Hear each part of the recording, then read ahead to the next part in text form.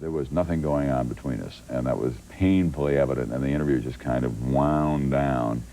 I can't do this for the rest of my life. Let's go to the other end of the spectrum to finish up here.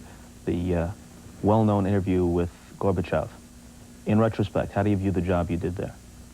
Mixed. You know, there were some things that I couldn't talk about at the time. We had a very difficult technical lash-up with the translation. I was getting everything a half a beat later, and I tried to interrupt him. I wished I'd been more forceful in the interruption. He kind of filibustered in the early stages. And that was unfortunate. I had my hand on his arm. This is, after all, the General Secretary of the Communist Party, however. This is his first Western interview. He was not used to any kind of give and take. When I would try to interrupt, nothing worked.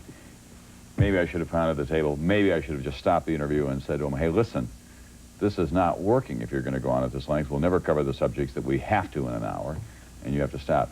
But by and large, I am proud of that interview, and I think it was the first time that the West really had a full exposure to him.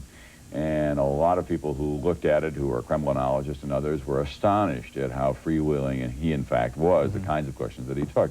I think it was a breakthrough interview, in that he'll do more as a result of that one, and that's what you have to go through.